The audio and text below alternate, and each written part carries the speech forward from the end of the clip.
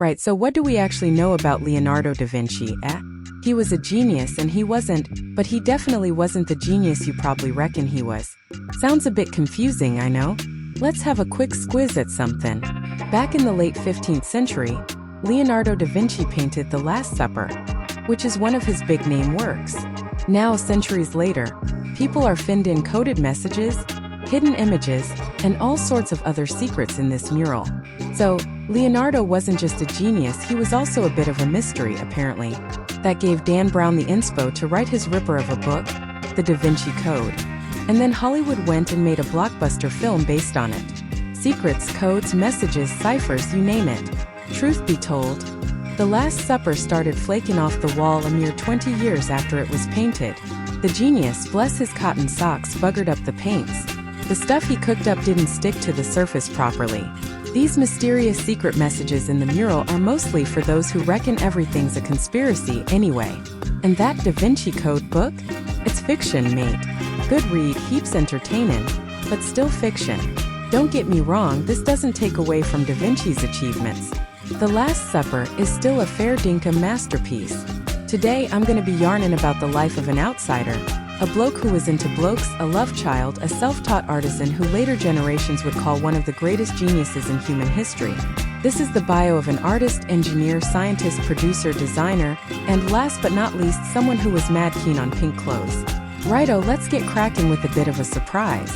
You've probably seen this self-portrait of Da Vinci, or this one supposedly painted by one of his students, or even the one done years after the artist kicked the bucket. They all seem to agree on the bloke's age. And while there's still heaps we don't know about Leonardo's life even today, there's one thing we can say for certain. Da Vinci didn't rock up to this world looking like a 60-year-old codger. He wasn't Benjamin Button, was he? So what did young Leonardo look like? Most likely something like this.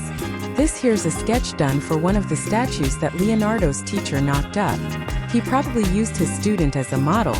This image lines up with the rare memories of those who knew young Da Vinci. They reckoned he was a handsome, fit bloke with long curly hair. But the most interesting thing about these recollections is Leonardo's getup. A long pink tunic that went down to his knees.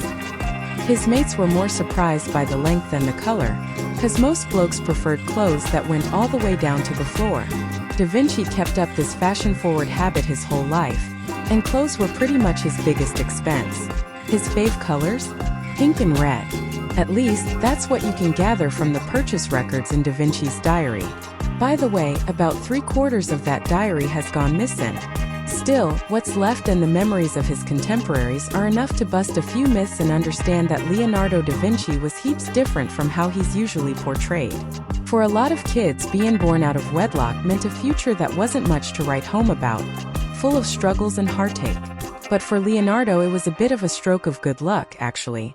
From the early 14th century, his ancestors had settled down in the Italian town of Vinci. For over 100 years, most of the blokes in the family were notaries, including 24-year-old Pierrot. He met a Sheila named Caterina. After a bit, they had a son and named him Leonardo. That was in 1452. The young fella probably wouldn't have ended up being anything other than a notary himself. But Caterina was the orphan daughter of a farmer, while Pierrot had a successful career as a notary in Florence. A marriage between folks from such different backgrounds wasn't likely back then. So, Leonardo ended up being born on the wrong side of the blanket. In 15th century Italy, this didn't make you a second-class citizen, but it did often take away certain privileges, mainly the chance to inherit the family business. In Leonardo's case, this turned out to be a win-win for both the family and the kid. His habit of procrastinating and quickly losing interest would have made him a terrible notary. 8 months after his son was born, Pier da Vinci married the daughter of a well-known shoemaker in Florence. He went on to live a long life with a few marriages and ended up with 11 more kids. Pierrot stayed in touch with Leonardo and could have officially recognized him as his son, in theory, but he never did. Leonardo's mom, Caterina, found a suitable bloke among the local farmers, and they had 4 kids of their own before long. Leonardo spent most of his childhood in the town of Vinci at his granddad's house. Right, let's just pause here for a tick. You know Leonardo DiCaprio, the famous actor, and the great artist Leonardo da Vinci? Well, guess what they have in common? They're both called Leonardo. The Hollywood star's mom named her son after the famous artist. But more importantly, the surnames Da Vinci and DiCaprio share a bit of history. In Italy, back in the 15th and 16th centuries, a lot of folks started registering their place of birth as their surname. So the name Da Vinci got added to both his dad Piero's and Leonardo's own names. Leonardo was born out of wedlock, and so he couldn't go to one of those fancy schools that gave you a proper education.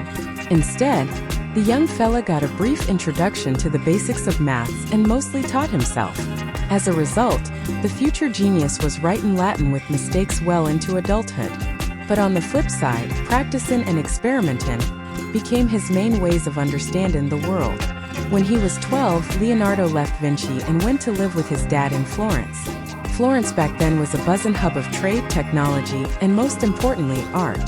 Non-stop celebrations, fashionable folks strolling the streets, basically big city life. Everything was run by the famous Medici family, especially Lorenzo de' Medici. For heaps of artists, Lorenzo was a patron, or to put it simply, a generous bloke who chucked commissions and money their way. There's never been a better time or place in history to be born a love child. Yeah, you might miss out on a decent education, an inheritance, or a family business, but what you definitely get is freedom. Freedom to do whatever you want with your life. And at the very least, you could even become an artist. Leonardo was also lucky enough to be born in Florence, where he lived through what would become the peak of the Renaissance. This was a time when the superstars of visual art were doing really well.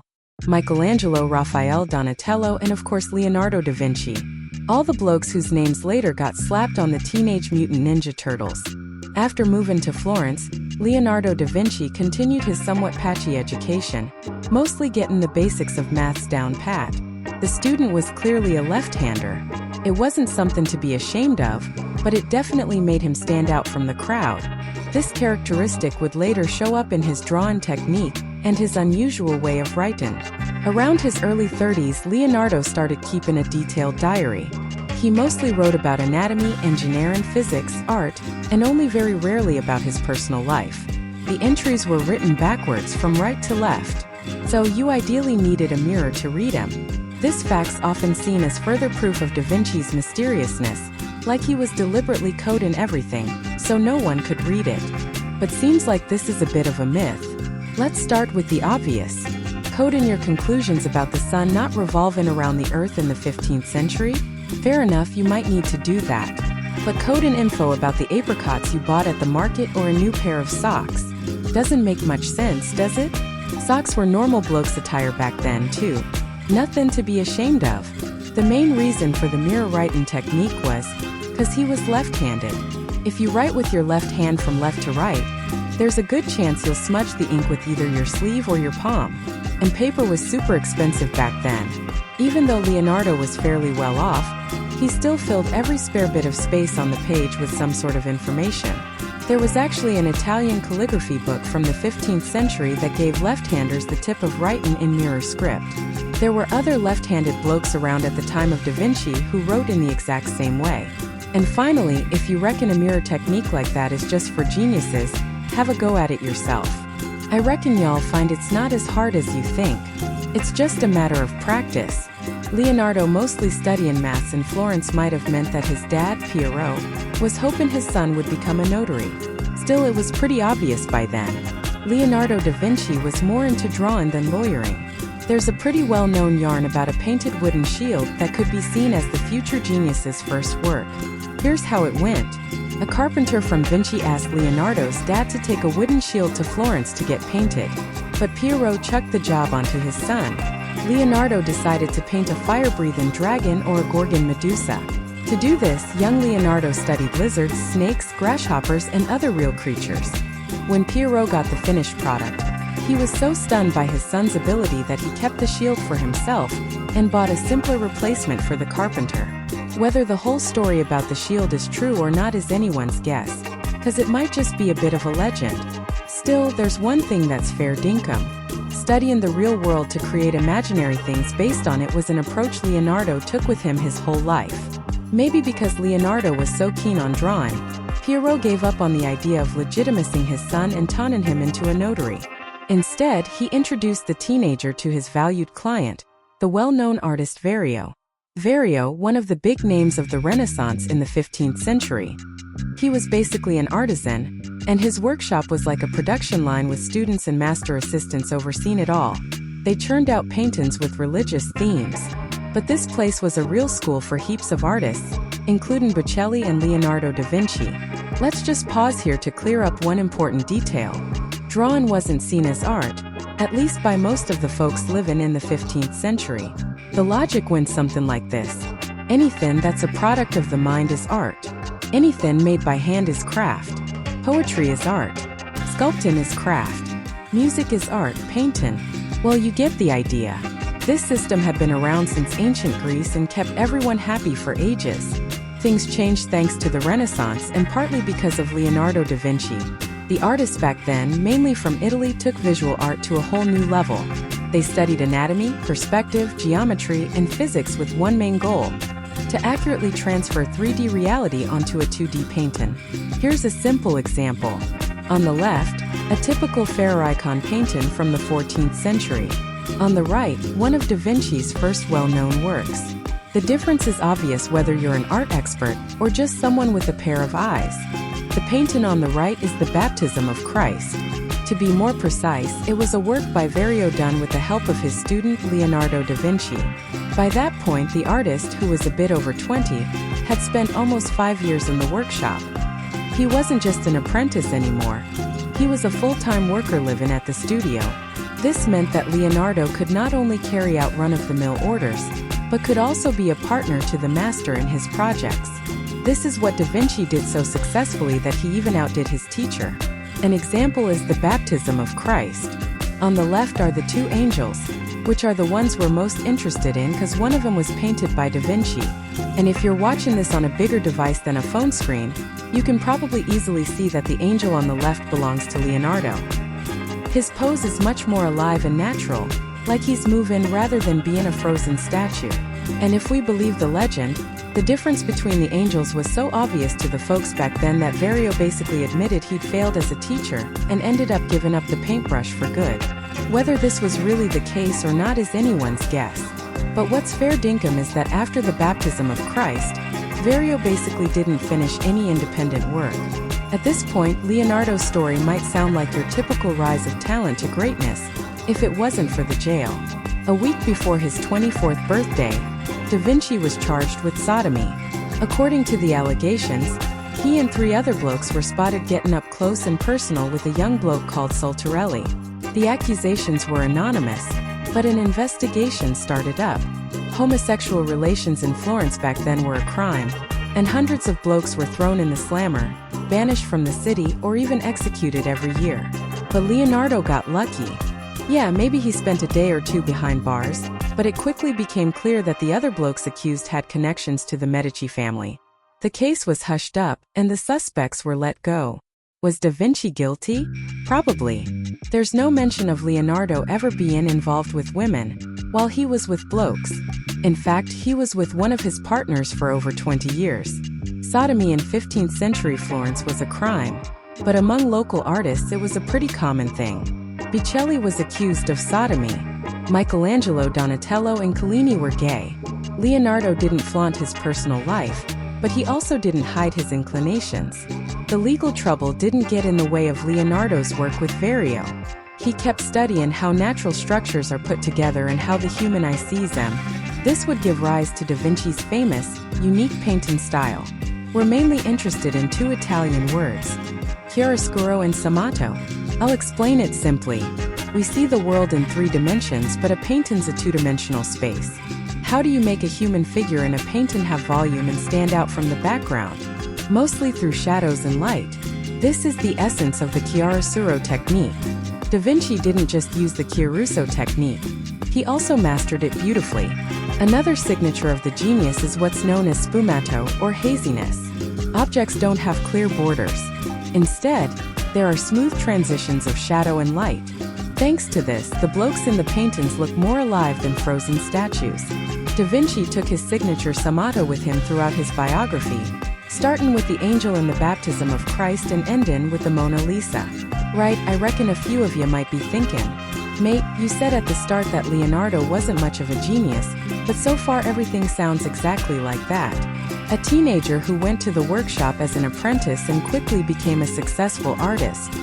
Fair dinkum, by middle age, Leonardo had managed to ride a wave of success and his works were starting to get noticed. But this doesn't mean everything that the young artist produced was perfect. One prime example is the Annunciation.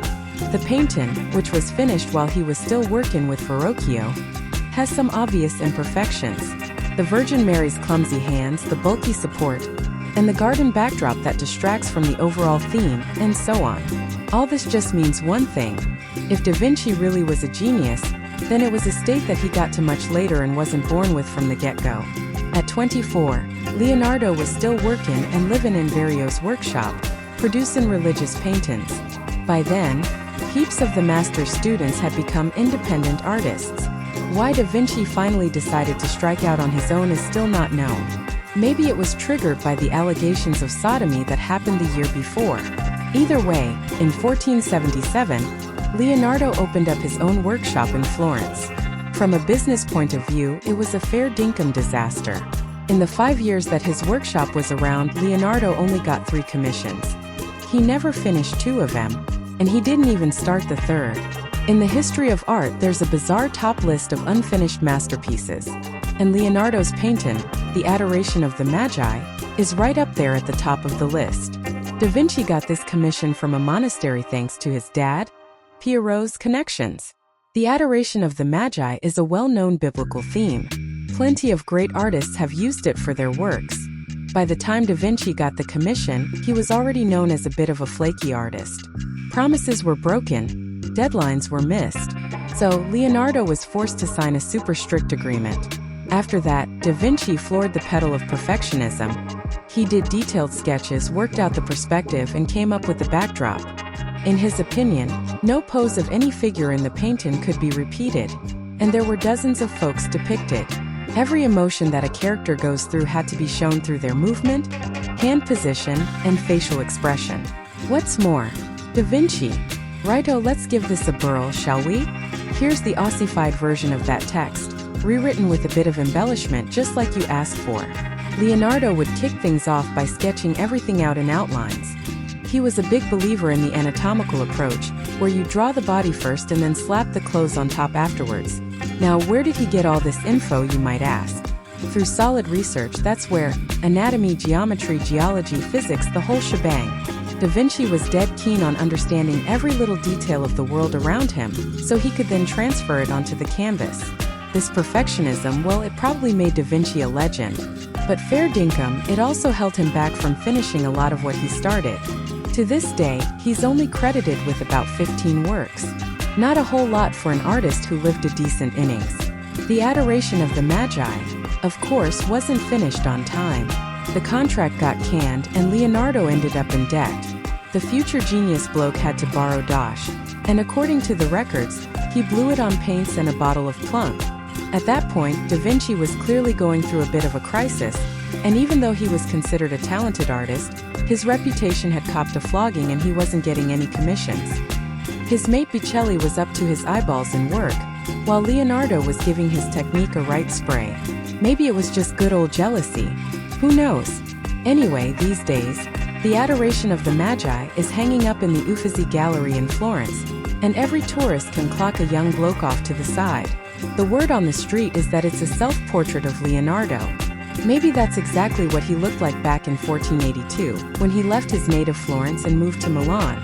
Dancy hit his 30th birthday in a new city and with a new role.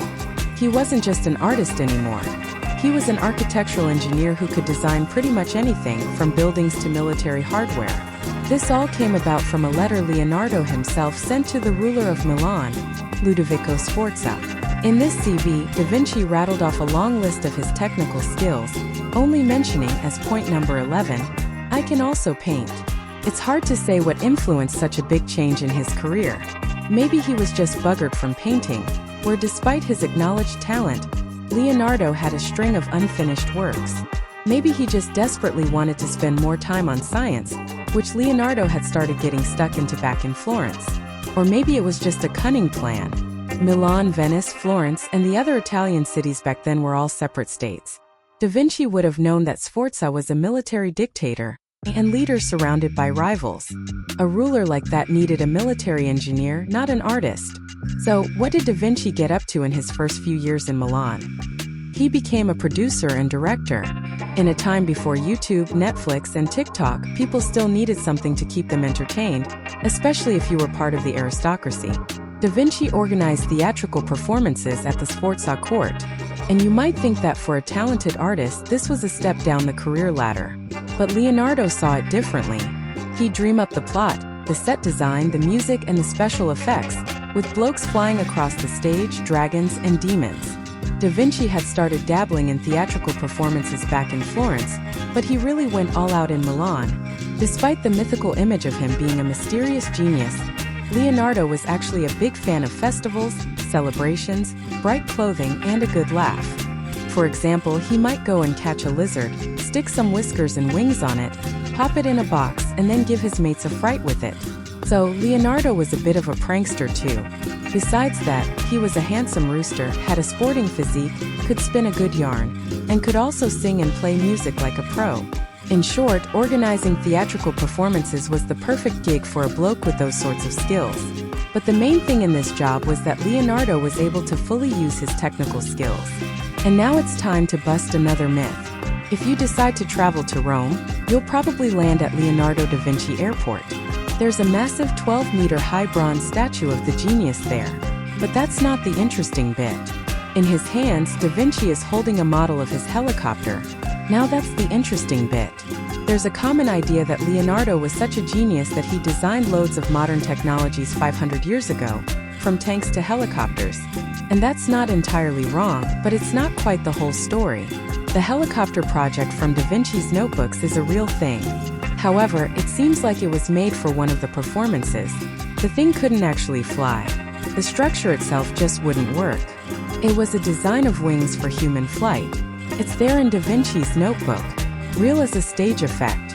It looked grouse. As an actual invention, it was a dead loss. And that's a typical story for the engineering projects from the genius's notebooks. Some of them were created just for performances.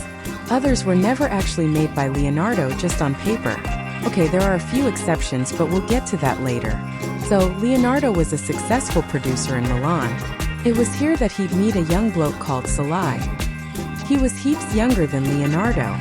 Salai would become the master's assistant, then a potential artist, but most importantly Leonardo's partner, with whom he'd spend nearly 30 years of his life.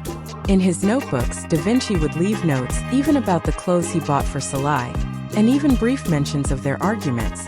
After moving to Milan, Da Vinci started keeping a diary more regularly. About his personal life, he'd hardly ever write. The main topics in his notes would be art and science.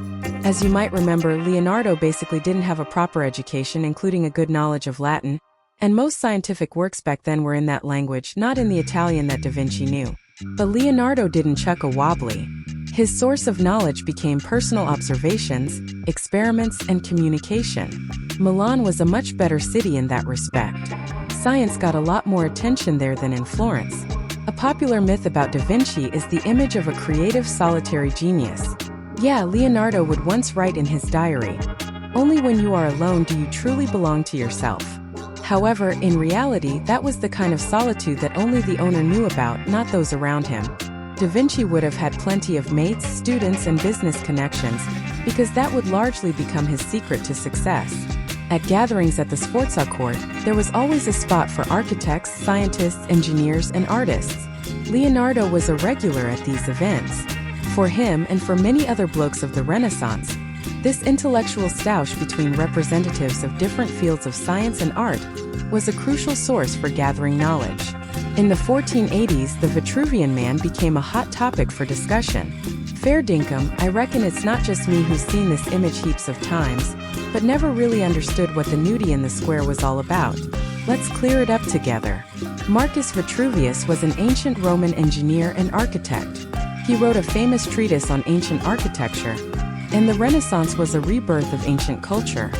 For Da Vinci and his contemporaries, Vitruvius's concept of the relationship between the human microcosm and the planetary macrocosm was particularly relevant. In modern lingo, the human body is a miniature world. Everything in the body is arranged and works according to the same laws as the space around it. According to Vitruvius, for example, a well-proportioned man could be used as a template for designing a building. In his treatise, he accurately described the proportions of that well-proportioned body. Many of Leonardo's mates started drawing their own versions of the Vitruvian man, but Da Vinci's version became the most famous. Firstly, it was drawn better. Secondly, Vitruvius's concept would be an important topic in Leonardo's scientific and philosophical explorations. And thirdly, there's a theory that this is a self-portrait of Da Vinci. If that's true, we can get a rough idea of what Leonardo looked like at the age of 38. And fair crack of the whip, he looked bonza. According to the memories of his contemporaries, Leonardo was a fit bloke who was keen on horse riding and other physical activities. Besides that, Da Vinci was a vegetarian. Judging by his diaries, he was bloody fond of animals. His shopping lists only mention fruit, vegetables, and fish. One of the notes says, "Go to the market, buy apricots and eel." Furthermore, Leonardo didn't overdo it with work. Creating and working the gray matter requires time, not a timetable. I don't know what Drongo said that an artist has to be starving, but Da Vinci definitely wouldn't agree. According to him, an artist should sit in a pleasant room, wear nice clothes, and paint beautiful pictures.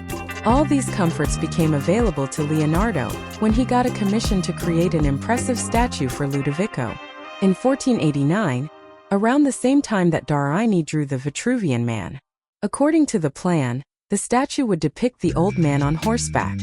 The old man quickly stopped bothering Da Vinci, and he focused entirely on the horse. And it wouldn't be Leonardo if he just made a regular horse. Nothing remarkable, nothing unique, just a horse that was finished on time. After all, you can't just leave out the perfectionism.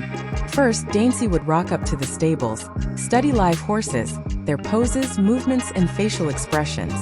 Then, he'd move on to dead horses to understand the animal's anatomy. Righto, the design was ready. Now it needed to be done.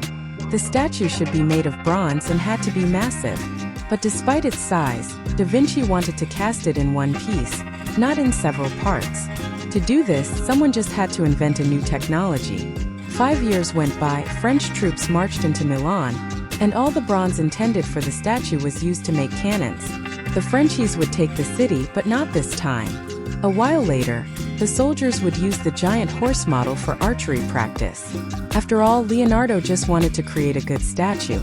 Around this time, Columbus and Vespucci were discovering America. Printing presses were booming. Important scientific discoveries were being made. And of course, Da Vinci wasn't just involved in the unsuccessful horse sculpture. This period was one of the most productive in Leonardo's scientific career. When asked which subject Leonardo preferred, he'd answer yes. Geometry, arithmetic, optics, engineering, mechanics, chemistry, anatomy. These were just a few of the areas that Leonardo da Vinci studied in depth. Perhaps the most striking feature of Da Vinci was his curiosity. Whether this was due to a lack of formal education or an inherent quality is anyone's guess. But what's certain is that countless questions fascinated Leonardo. From why the sky is blue to the anatomy of a woodpecker's tongue. You heard right. Studying the woodpecker's tongue was just one plan in a typical day, as recorded in Leonardo's diary. We'll get back to that. Luck played a big role in creating a genius. For example, in the mid-15th century, Johann Gutenberg invented printing in Germany. And at the end of that century, one of his students set up a printing workshop in Venice. This printing workshop used Italian, which Da Vinci was more familiar with, rather than the tricky Latin. Therefore, Leonardo had access to a wide range of scientific works. However, as we know, theory won't bring results without practice. Experiments and observations remained important learning methods for Da Vinci. In an age where people asked why, Leonardo asked why not. Da Vinci tried to create a perpetual motion machine, studied physics, and even built something similar to the laws of mechanics 200 years before Newton. In the end, Leonardo concluded that a perpetual motion machine was impossible. That wasn't a tragedy. He kept going. Da Vinci developed several military projects, including a giant crossbow 20 meters long, or a tank that looked like a turtle. According to Leonardo, it could hold up to 8 people inside. These inventions would just be concepts. The real passion of the genius was in flying machines, initially stage props, later real projects. His notebooks contain countless concepts for aircraft, mostly similar to birds. Despite spending decades exploring, Da Vinci never managed to create a working model. While studying different disciplines, Leonardo quickly realized the need for mathematics. After all, mathematics is the language through which nature communicates its laws. However, this was exactly the language that Da Vinci struggled with. His biggest difficulties lay in algebra and arithmetic. Even at the age of 40, he could make mistakes in basic calculations and had trouble with square roots and other algebraic elements. It's comforting to know that there's something in common between us and Leonardo da Vinci. I also struggled with square roots at school and never even heard of cube roots. Unlike algebra, geometry was much closer to Da Vinci's heart because he understood the world through visual images. Leonardo spent many years working on various theories in this field. However, for mathematicians, these discoveries were of little interest. Perhaps Da Vinci's main contribution to this science was the illustrations for the book by his mate Luca Pacioli, a famous mathematician of the time. This work was mainly dedicated to the most famous mathematical proportion, the golden ratio. One discipline whose influence on Da Vinci's work is hard to overstate is anatomy. Leonardo started studying anatomy in Florence initially simply to draw people better. However, in Milan, this interest went beyond artistic needs. Relationships with medical scientists gave Leonardo access to research and, more importantly, corpses. Da Vinci would be the bloke who took the art of anatomical drawing to a new level. His descriptions were both scientifically accurate and artistically stunning. His characteristic light, shadow, and sfumato were all executed by a true master. Leonardo was the first to accurately describe and depict the structure of teeth. So, without all his other achievements, Da Vinci could have had a significant place in the history of dentistry. Some of his theories in anatomy could have become scientific discoveries, but they remained ideas on paper. However, even though his studies of anatomy didn't put Da Vinci in the history of science, it certainly brought him closer to answering the question of how to convey a character's emotional state through their movements. The famous portraits Lady with an Ermine and the Mona Lisa both went down in history largely for one reason. Through the smallest details of posture and expression, the author conveyed the thoughts and inner state of the subject. Achieving this required not only mastery in painting gained through years of practice, but also decades of studying anatomy. A crucial detail is expression. The soft smile is Da Vinci's trademark. It can be seen in many of his works, including the Mona Lisa. A small detail about expression seems simple enough to describe.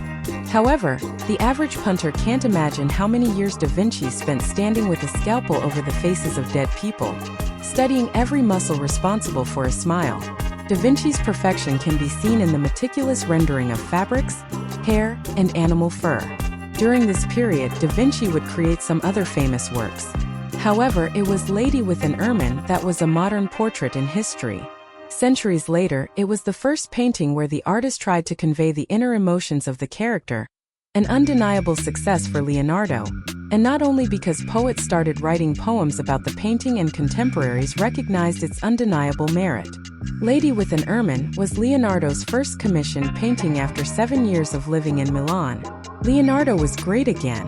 In 1494, the ruler of Milan, Ludovico Forza, decided to immortalize his name and create a mausoleum for himself and his family. The location chosen wasn't the biggest, but it was a fairly beautiful Milanese church, Santa Maria del Grazie. However, this place would go down in history not for its architecture but for a different reason. It was there, on one of the walls, that Da Vinci would paint The Last Supper. The immense popularity of this work is also due to another bloke, Dan Brown. In 2003, he wrote the famous book The Da Vinci Code. And it was there that the writer, or rather the characters, discussed the hidden signs in the fresco The Last Supper, painted by Da Vinci. Everyone has seen this fresco.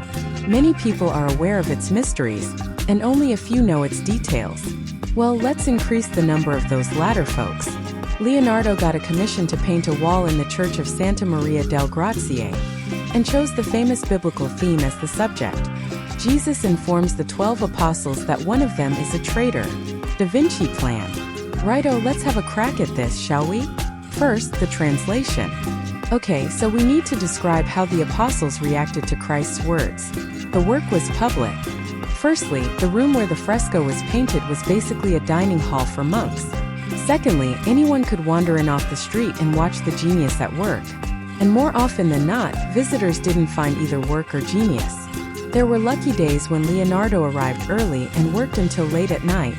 There were unsuccessful days when Da Vinci stood before the fresco, silent, sometimes criticizing his work, again silent, and after a few hours of self-reproach, he left. There were worse days when Leonardo arrived at the church around lunchtime, made a few strokes, put down his brushes and left. The genius's delays became a topic of conversation between the church prior and Ludovico. Da Vinci excused himself by explaining to Sforza that an artist works even when he's not painting on canvas. Thoughts and images have to be born in the mind before they can take the form of a painting. Similarly, Da Vinci threatened to depict the prior as Judas if he didn't stop complaining.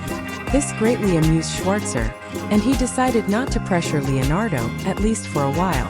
In 1497, Sforza's wife passed away. His patience waned, and he forced Da Vinci to sign a strict contract. By that time, work on the fresco had been going on for 3 years. Leonardo would need another year to complete it, but in the end, the wait would prove worthwhile. The work would immediately be recognized by contemporaries as a masterpiece. Da Vinci received a bonus from Schweitzer in the form of a small vineyard. A happy ending, right? Not quite. Within 20 years, the Last Supper began to flake off the wall. Whose fault was it? A fresco needs to be painted quickly. A piece of wall is covered with wet plaster, and while it's drying, paint is applied to it. The artist has a day for this. As you've understood, Leonardo didn't like the hurry. He was used to working with oil paints, which allowed him to paint a picture for years, applying the smallest strokes and making adjustments. All of Da Vinci's previous successes in painting were related to this method. Therefore, for the Last Supper, he decided to use an experimental mixture. He took tempera, which is usually used for frescoes, mixed it with oil paint, and applied it to a dry surface. This, of course, allowed him to work slowly, but led to a sad result. Over the past 500 years, the Last Supper has undergone numerous restorations, none of which have been very successful. Today, at Santa Maria de Grazier, you'll only see a faint resemblance to what the fresco looked like shortly after the work was completed. But this is quite enough to appreciate the scale of Da Vinci's genius. Although, who are we kidding? With the state of the world, a picture on the internet is all we can access. Now very briefly about why The Last Supper is a masterpiece. It's the characters and the composition. Decades of studying anatomy and considerable experience as a theater producer allowed Da Vinci to reflect most accurately the reaction of each apostle to the words of Jesus. Take this trio as an example. Judas leans back, clutching a bag of silver. In doing so, he spills salt with his hand. His actions, posture, and expression betray him as a traitor. Peter clutches a knife, ready to act. Leaning forward, he whispers something to John. In contrast, John is sad and calm. He knows he's innocent. John is the central figure in the conspiracy theory that the plot of the book, The Da Vinci Code, is based on. Supposedly, this isn't John but Mary Magdalene because he looks too much like a woman. However, the depiction of characters lacking clear gender characteristics is one of the important features of Leonardo's work. Starting with the angel in Verrocchio's painting to the later portrait of the same John, the woman in the fresco isn't the only mysterious theory associated with The Last Supper. Listing and refuting all of them would take more than an hour. However, none of these theories are taken seriously for a simple reason: not enough facts. The symbols that Leonardo da Vinci really encoded in the fresco relate to his skill and compliance. For example, Jesus sitting in the center is placed against a light background. Leonardo observed that objects placed against a light background seem larger than objects against a dark background. As you remember, depicting depth in three-dimensional space was one of the main achievements of Renaissance artists, and The Last Supper is a prime example. Work on the fresco coincided with an important event in Leonardo's personal life. His mother, Caterina, came to Milan. Leonardo wrote about this in his diary. A year later, his mother died of malaria, and in Da Vinci's notes, there are only a few dry lines about funeral expenses. Notably, he spent less money on the funeral than on buying clothes.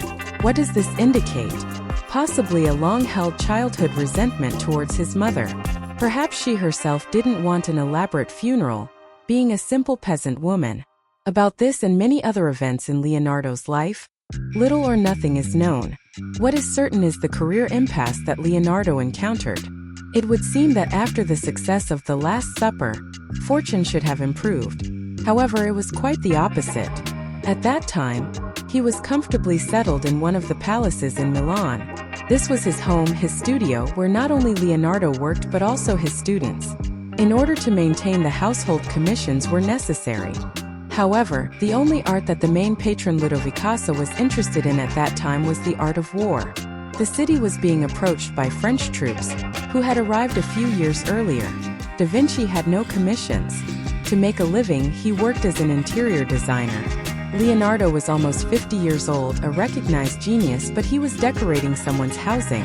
But even this Darini didn't finish leaving in a scandal. His self-esteem was alright. To find work, he began sending resumes to potential patrons. These letters usually ended in a similar way. There is no better candidate for this work than Leonardo from Florence. In Milan, he was often called exactly that. In 1499, French troops entered the city. Da Vinci didn't flee. This wasn't his style. He had intended to stay and establish relations with the new authorities, but after a while, he finally left. At the turn of the new century, he left Milan, where he had spent 18 years, to return to Florence again.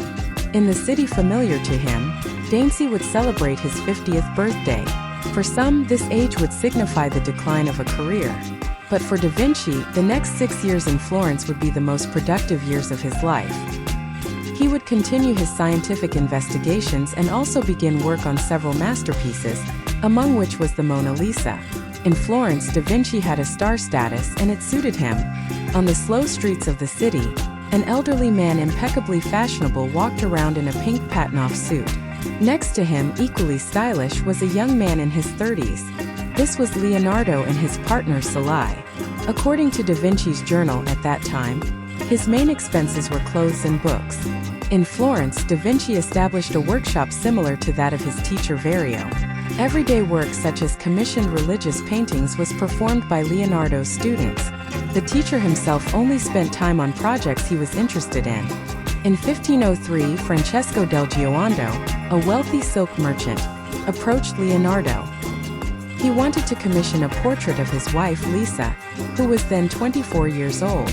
Why Da Vinci agreed remains a mystery. At that time, he was preoccupied with science and refused commissions even from much more influential patrons. Perhaps Leonardo's father, Piero, who had business relations with the client, facilitated the deal. Perhaps Leonardo needed money because his bank account was almost empty due to multiple refusals. Or perhaps the reason was the mysterious smile that Lisa del Gioiondo possessed. For a long time, the identity of the woman in Da Vinci's painting was in doubt. There were about a dozen theories, including suggestions that it might be a self-portrait of the artist himself or a depiction of his mother. All of this contributed perfectly to the image of a mysterious genius. Only in the mid-2000s were truly convincing proofs found, proving that Mona Lisa was indeed the portrait of Lisa del Gioiondo. However, neither she nor her husband received the completed commission a year, 3 years, or even 10 years later. Da Vinci would take it with him first to one city, then to another country. He continued to work on it for 16 years until his death. Fulfilling personal commissions was a decent way to make a living for an artist. However, in order to truly express one's talent, it was crucial to have a patron.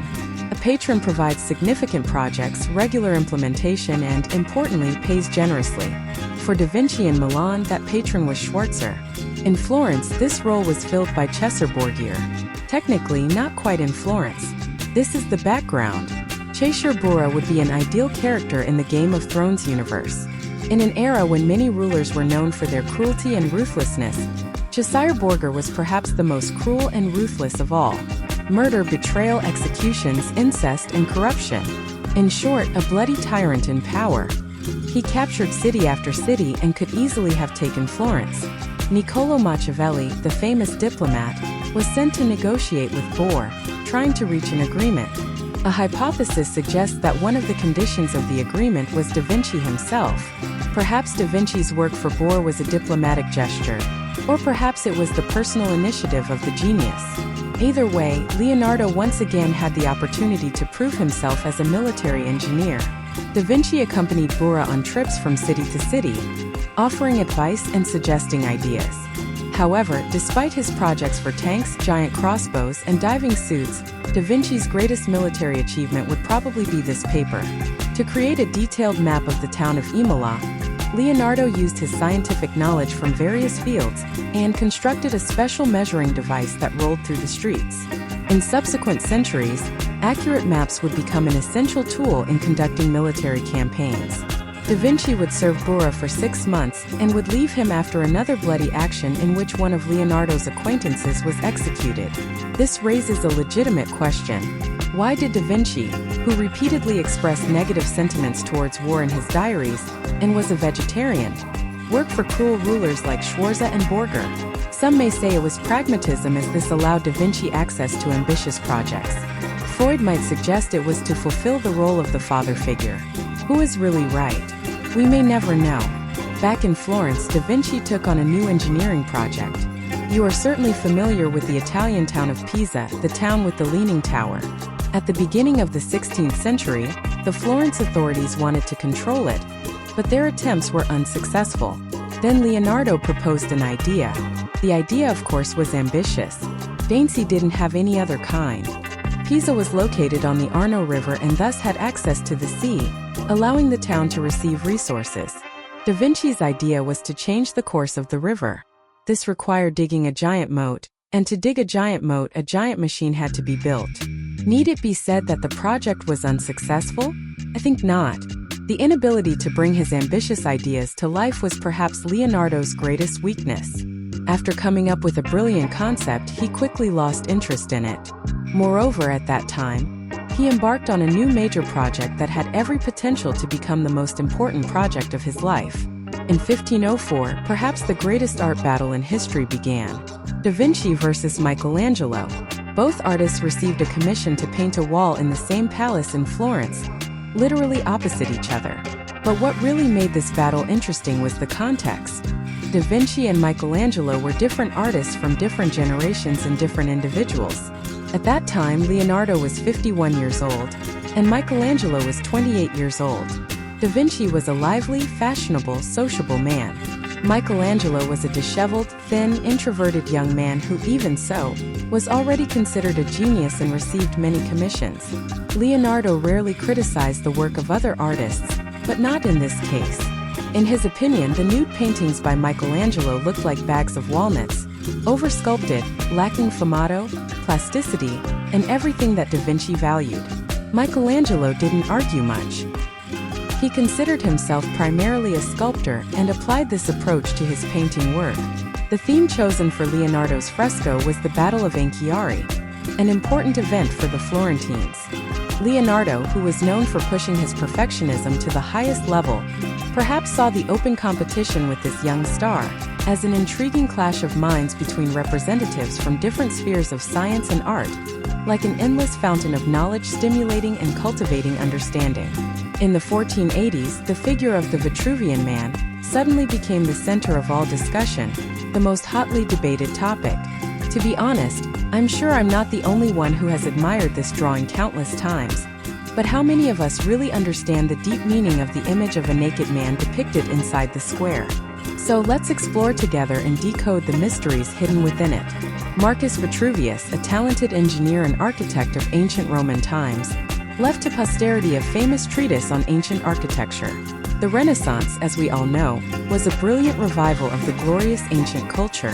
For Da Vinci and his contemporaries, Vitruvius's concept of the close relationship between the microcosm of man and the macrocosm of the planet became particularly close and profound. If interpreted in modern language, the human body is a miniature universe. Every substance, every organ in the body is arranged and operates according to the same laws as the vast universe out there. According to Vitruvius, a man with perfectly balanced proportions could be used as a standard for designing an architectural structure. In his treatise, He described meticulously and precisely the golden proportions of a healthy, balanced body. Under that inspiration, many of Leonardo's friends began to sketch their own versions of the Vitruvian Man. But Da Vinci's version remains the most famous and admired work. First, its composition and lines are drawn more exquisitely and accurately than others. Second, Vitruvius's concept became a recurring and extremely important theme in Leonardo's scientific and philosophical explorations. And third, there is an interesting theory that this is actually a self-portrait of Da Vinci himself. If this is true, we can generally imagine what Leonardo looked like at the age of 38. And it seems that he was a very attractive and handsome man. According to memories passed down from contemporaries, Leonardo was a strong man who loved horse riding and other physical activities. In addition, Da Vinci was a staunch vegetarian. Based on the records in his diary, it can be seen that he loved and cherished animals very much. His shopping records are only full of fruit, greens, and fresh fish. One of the diary entries reads, "Go to the market, buy some apricots and eels." Moreover, Leonardo never allowed himself to overwork, because creativity and intellectual labor always require a certain amount of time to nurture and develop, rather than rigid and harsh schedules. I don't know who spread the wrong idea that an artist must live in poverty, but Da Vinci would certainly never agree with that view. According to him, an artist should sit in a warm and comfortable room, put on gorgeous costumes and paint beautiful images.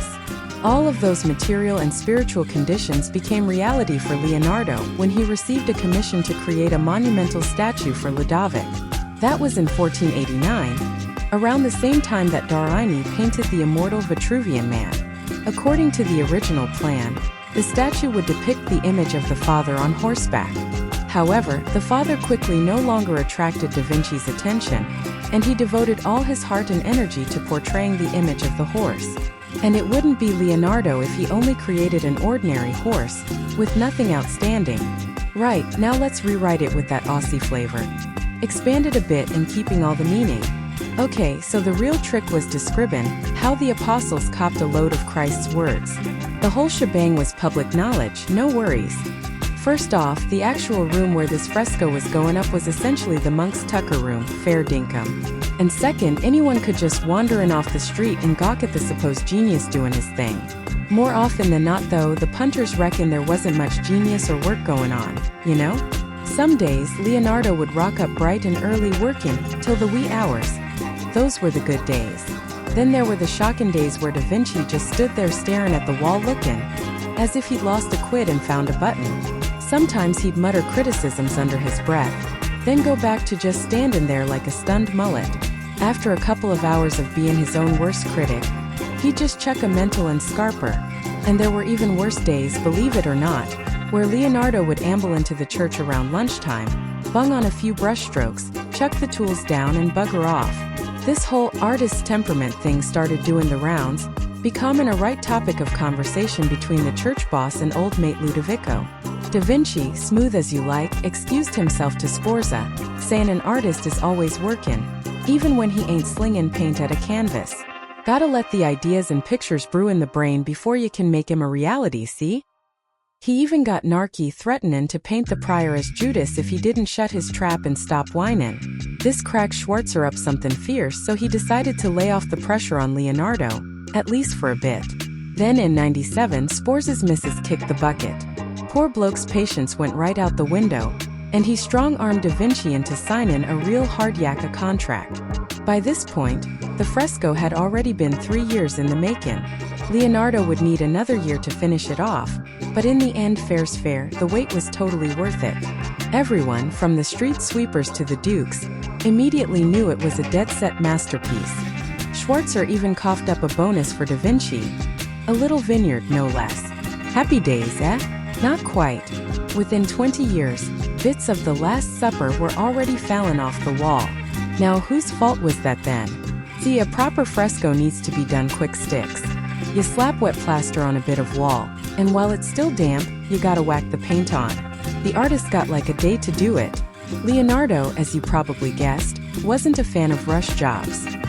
He was used to oil paints, which meant he could muck about for years on a single painting, add in tiny details and making adjustments. All his previous wins in the painting world came from this method. So for the Last Supper, he got a bit experimental mixing tempera, which is usually used for frescoes, with oil paint and applying it to a dry wall. This meant he could take his sweet time, but it led to a right schmozzle. Over the past 500 years, the Last Supper has been through heaps of restorations, but nothing's really fixed it. These days at Santa Maria de Grazier, you'll only see a faint echo of what the thing looked like when it was first finished. But even that's enough to get a sense of just how bloody brilliant Da Vinci was. Still, let's be real, yeah? With the state of the world, a dodgy pic on the internet is likely all we're gonna get to see of it. Right, so real quick, why is the Last Supper such a big deal? It's all about the characters and how it's put together. Years of study in anatomy, and having a fair bit of experience in the theater biz meant Da Vinci could nail the apostles' reactions to Jesus' words perfectly. Take that little group of three over there. Judas is leaning back, clutching a bag of dosh. And because he's a clumsy bugger, he's knocked over the salt. His actions, his posture, the look on his dial, it all screams traitor. Peter's gripping a knife, ready for a blue. He's leaning in, whispering something to John. John, on the other hand, is all sad and serene. He knows he's sweet. Now, John's the main bloke in that whole Da Vinci Code conspiracy theory. Supposedly, it's not John at all, but Mary Magdalene, 'cause he looks a bit too girly. But, you know, painting blokes without real strong bloke features was a bit of a thing for Leonardo. From the angel in Verrocchio's painting to the later portrait of John, he was always playing with that idea. This mysterious Sheila in the fresco isn't the only dodgy theory floating around about the Last Supper. We could be here all day debunking them all. But none of them really hold water, 'cause there just ain't enough facts to back him up. The real secret messages Leonardo da Vinci hid in the fresco are all about his mad skills in paying attention to detail. For example, Jesus is plunked right in the middle, against a light background. Leonardo noticed that things look bigger when they're against a light background. And as you might remember, showing depth and making things look 3D was a major win for Renaissance artists. And the Last Supper is a prime example of that. While he was working on the fresco, something big happened in Leonardo's personal life. His mum, Caterina, came to visit him in Milan. He wrote about it in his diary, you know. A year later, she pegged out from malaria, and all Da Vinci wrote in his notes were a few dry lines about how much the funeral cost. And get this, he spent less on the funeral than he did on buying new clothes. What's that saying? Maybe he held a bit of a grudge against her from when he was a kid. Or maybe she didn't want a fancy funeral, seeing as she was just a simple countrywoman. Not much is known about that or heaps of other stuff in Leonardo's life. What we do know for sure is that Leonardo hit a bit of a dead end career-wise. You'd think that after the Last Supper, his luck would have turned, wouldn't ya? But it was the opposite. He was living pretty comfortably in one of the palaces in Milan, like, that was his home, his studio, where he and his students were always working. But to keep that household going, you needed commissions, and the only art that Ludovicasa cared about back then was the art of war. The French were coming to town, you know? Da Vinci wasn't getting any work. To make a crust, he had to become an interior designer. Leonardo was pushing 50, a dead-set genius, but he was busy decorating some bloke's house. And even that gig, he buggered it up and left in a right stink. His pride wasn't dented. To find work, he started sending out resumes like, these letters all ended the same way. There's no one better for this job than Leonardo from Florence. They always called him that in Milan, you see. In 1499, the Frenchies rocked up and took over the city. Da Vinci didn't run. That just wasn't his style. He thought he'd stick around and try to schmooze the new mob, but eventually he had to scarper. Around the turn of the century, he left Milan, where he'd spent 18 years, and headed back to Florence. It was in that familiar city that Da Vinci would celebrate his 50th birthday. Some blokes would reckon that meant the start of a downhill slide in their careers, but for Da Vinci, those next 6 years in Florence were the most productive of his whole life. He kept doing his science experiments and started work on a few masterpieces, including the Mona Lisa. Da Vinci was a star in Florence and he lapped it up. You'd see him strutting down the streets in a fancy pink suit, a bloke in his 50s who still had it going on. And right beside him, just as flash, was his young mate Salai, a bloke in his 30s. According to Da Vinci's journal, He was spending all his money on clothes and books at the time. In Florence, Da Vinci set up a workshop just like the one his old teacher Vario had. The boring everyday stuff like painting religious pictures was done by his students. Da Vinci only bothered with the projects he really cared about. Then in 1503, a wealthy silk merchant named Francesco del Gioiondo came to see Leonardo. He wanted him to paint a portrait of his Mrs. Lisa, who was 24 at the time. Why Da Vinci agreed, no one really knows. He was too busy with his science stuff and was turning down commissions for much bigger muckety-mucks. Maybe Da Vinci's dad, Piero, helped set it up, cause he had some business dealings with the bloke. Or maybe Leonardo needed the cash, cause his bank account was looking a bit sad after all those refusals. Or maybe he was just hooked by that mysterious smile Lisa del Gioiondo had. For a long time, no one was really sure who the woman in the painting was. There were heaps of theories, even some saying it was a self-portrait of Da Vinci himself, or a painting of his mom. All that added to the whole mysterious genius thing, you know? It wasn't until the mid-2000s that anyone found solid proof that the Mona Lisa was a portrait of Lisa del Gioiondo, fair dinkum. But neither she nor her bloke ever got the finished painting. Not after a year, not after 3 years, not even after 10 years. Da Vinci just took it with him everywhere, from one city to the next, then from one country to another. He kept mucking about with it for 16 years, right up until he kicked the bucket. Painting portraits was a decent way for an artist to earn a living, but to really show off your talent, you needed a patron, like someone who'd give you the big projects, keep the work coming, and most importantly, pay you good money. For Da Vinci in Milan, that bloke was Schwarzer. In Florence, that job was filled by Cesare Borgia. Well, sort of in Florence. Let's get the background. Cesare Borgia would be right at home in Game of Thrones. In a time when heaps of rulers were known for being cruel and ruthless, Cesare Borgia was probably the worst of the lot. Murder, betraying, executing, incest, corrupting, you name it, he did it. A real bloodthirsty tyrant like. He was talking over city after city and could have easily taken Florence too. Niccolò Machiavelli, the famous diplomat bloke, was sent to Chinwag with Bohr and tried to work out a deal. Some reckon one of the things they talked about was getting Da Vinci on board. Maybe Da Vinci working for Bohr was a way of saying, no worries. Or maybe it was just the genius having a go. Either way, Leonardo got another chance to show off his skills as a military engineer. He went along with Bohr on his trips from city to city, giving advice and checking in his ideas. But even though he designed tanks and giant crossbows in divin suits, Da Vinci's biggest win as a military bloke was probably just a piece of paper. See, to make a detailed map of the town of Imola, Leonardo used his science smarts and built this special measuring thing that rolled along the streets. In the years that followed, maps became a must-have for planning military ops. Da Vinci only worked for Bohr for 6 months, then scarpered after another bloody incident where one of his mates got the chop. Which begs the question, why did Da Vinci, who always wrote about how much he hated war and was a vegetarian, end up working for cruel blokes like Schwarzer and Borger? Some might say it was just being practical, cause it meant Da Vinci got to work on some amazing projects.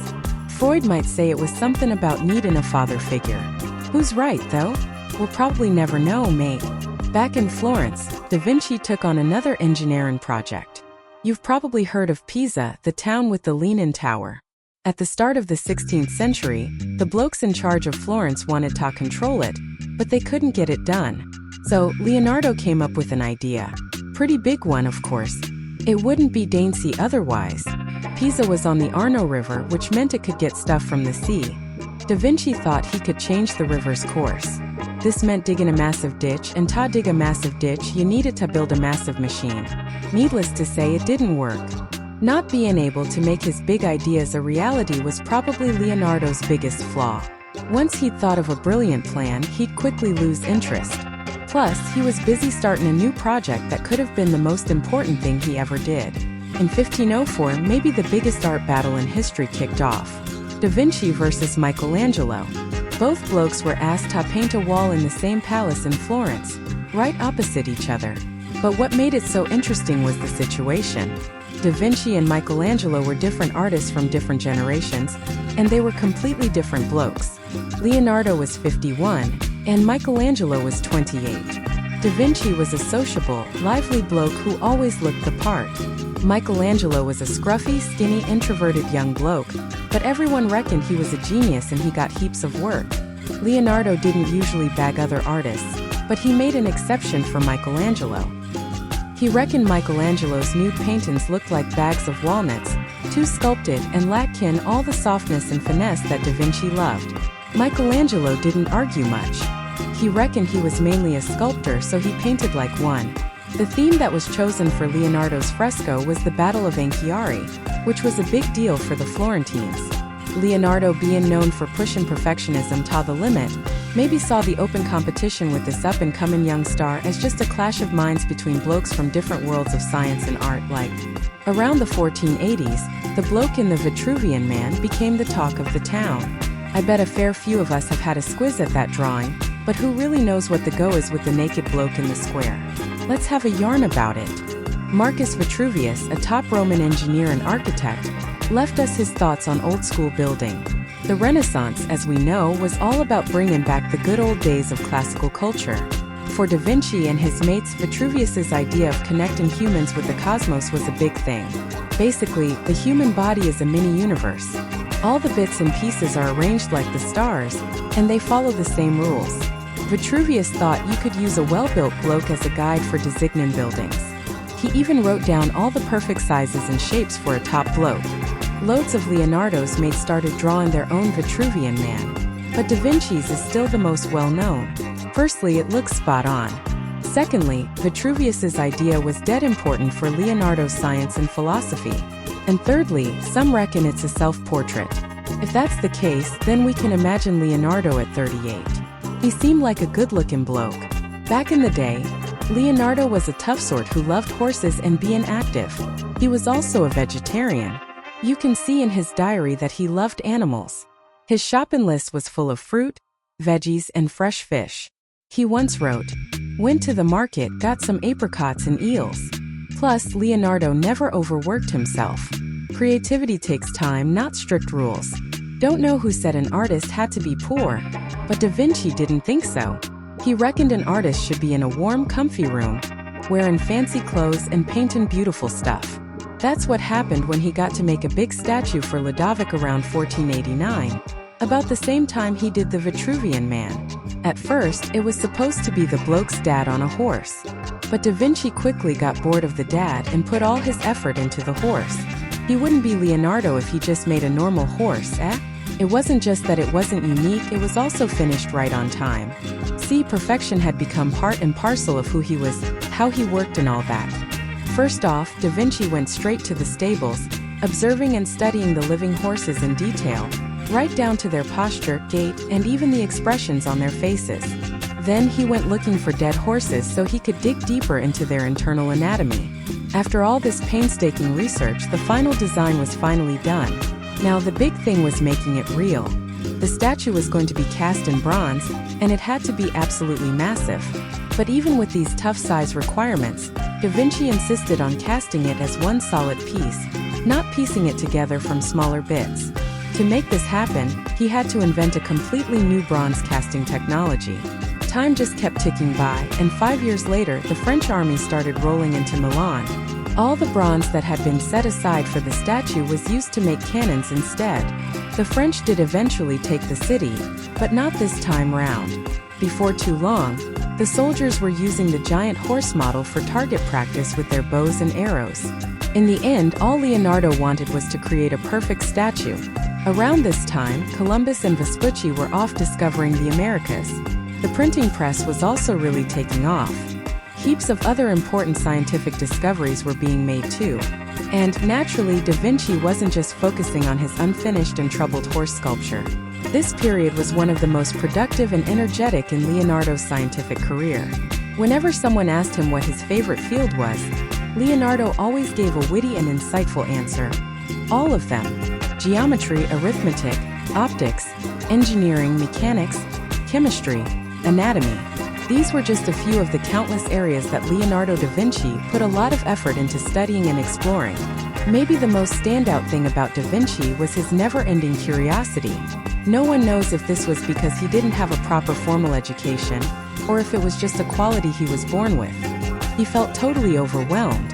Leonardo was back to dissecting dead horses, human corpses, meticulously sketching them in his journals. He was experimenting with paints again, putting things off and missing deadlines left, right, and center. While he was working on the fresco, Leonardo's dad passed away. Even though they didn't have a perfect relationship, his dad was usually the one who brought in potential clients, people whose orders Leonardo often couldn't finish. Pierrot didn't officially recognize Leonardo as his son even though he had 10 other kids. And he didn't leave Leonardo any inheritance either. After his dad died, Leonardo carried on with his unfinished Battle of Anghiari. Michelangelo was painting another battle on the opposite wall. A few years later, this artistic showdown would end in a weird way. Both artists gave up on their unfinished works, and neither artwork was properly preserved. Michelangelo's fresco might have looked something like this, and Leonardo's fresco might have looked like that. Both of these images are just copies made by other artists who might have watched the geniuses at work. Eventually, Michelangelo went to Rome to paint the Sistine Chapel, while Leonardo went back to Milan. Once again, he abandoned a project even though he had a solid contract. This shows that Da Vinci wasn't likely to get another big commission. Leonardo was starting to realize that life's a bit short. Both his parents had passed away, and he didn't have much to do with his siblings. His relationship with Salai was never ideal, mostly because of Salai's complicated personality. During this time, Da Vinci met Francesco Melzi, who became not just his student but also a sort of adopted son. Francesco Melzi stayed with Leonardo until the end of his life, became an artist, and eventually inherited a fair bit of Da Vinci's estate.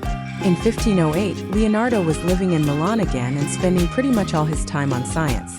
Interestingly, there was this one incident involving an old bloke who lived to be over 100 and died of old age. Da Vinci couldn't let it slide. In his journal, he meticulously sketched the muscles, veins, and part of the old bloke's portrait. This was the start of a 5-year period of new anatomical research, or more accurately, an obsession with anatomy. Just picture it. A 56-year-old genius probably wearing pink clothes running from hospital to hospital and dissecting bodies.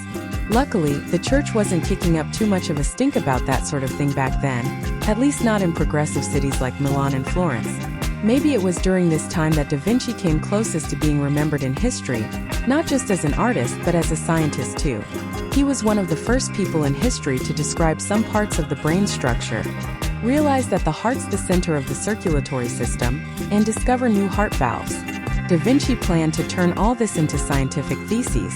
Did he finish what he started? Of course not. Is it any wonder that a typical page in a genius's journal looked like this?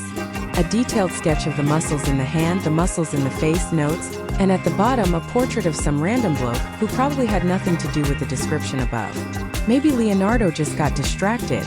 Da Vinci was more interested in concepts. Remember the Vitruvian Man and the theory that our bodies are arranged like the world around us? Leonardo was always looking for those similarities. He compared the movement of blood in arteries to the movement of water in rivers, the structure of veins to the roots of trees, the movement of planets to the movement of muscles, and so on. Near the end of his life, he realized he'd been wrong.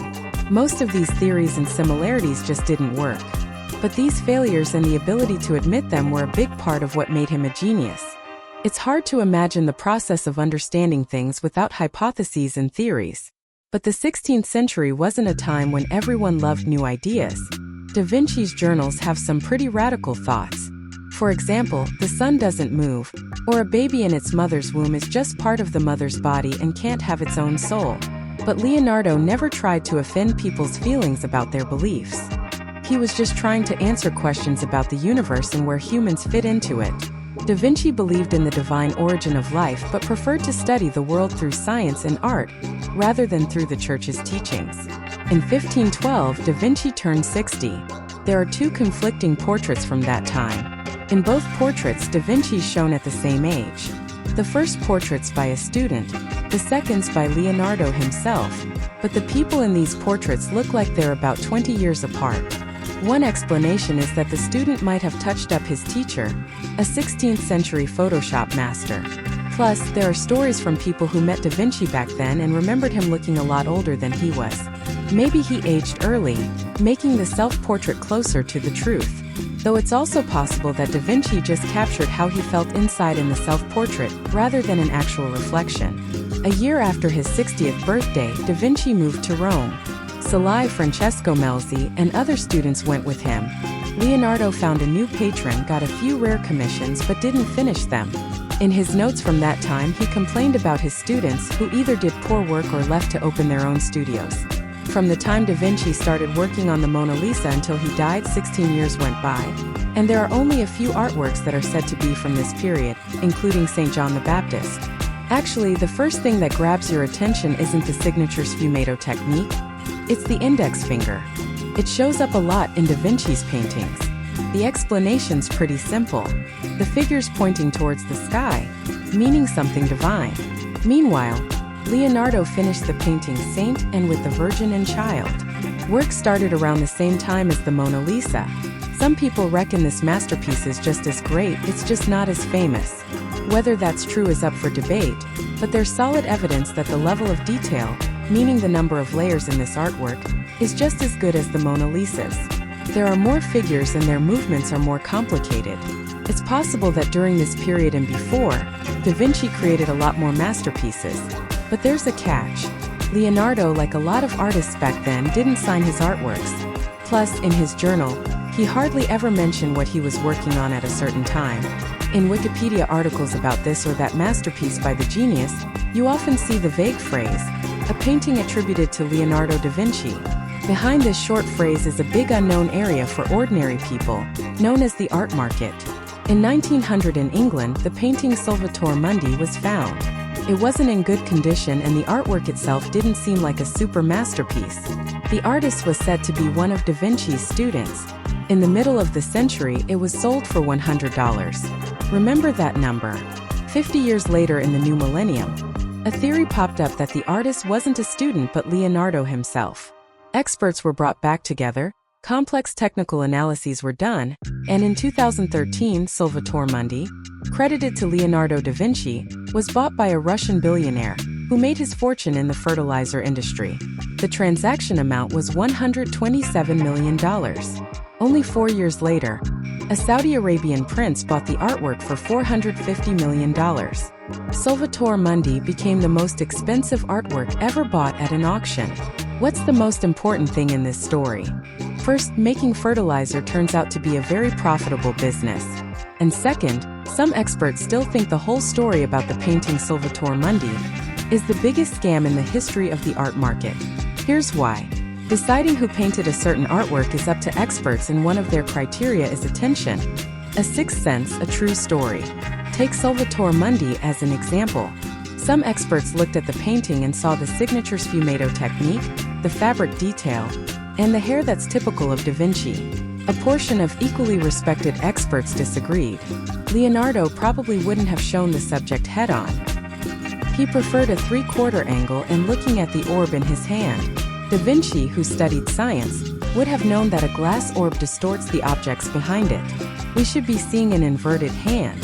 The first group of experts replied to this by saying, "Ladies and gentlemen, a genius did this on purpose, showing the hand behind the orb contrary to the laws of physics because he understood that otherwise this detail would distract viewers." Who's right and who's wrong isn't fully known. But it's worth noting that the experts who deny Da Vinci's authorship are a sizable minority. A painting where the authorship isn't in doubt is the Mona Lisa. Actually, the Mona Lisa's huge fame is linked to it being stolen at the start of the last century. All in all, heaps of world masterpieces have been stolen and returned. But can they compete with the Mona Lisa for fame? Rhetorical question. Have a look at two paintings. The first painting's Ginevra de' Benci, which Leonardo painted in Florence when he was about 25. A good artwork by a talented artist. But the Mona Lisa's the masterpiece of a genius. Between the two artworks are decades of research into optics, anatomy, geology, and other fields. All the knowledge and experience that Da Vinci had picked up over the years. A few centuries have gone by and left their mark on the Gioconda. Her face has probably lost its eyebrows because of one of the restorations. The colors have turned yellow and faded. The fault lies with the genius's experiments with paint. In the Prado Museum there's a copy of the Gioconda, probably painted by one of his students. Thanks to that, we can picture roughly what the Mona Lisa's colors looked like 500 years ago. By the way, the famous following gaze wasn't invented by Da Vinci.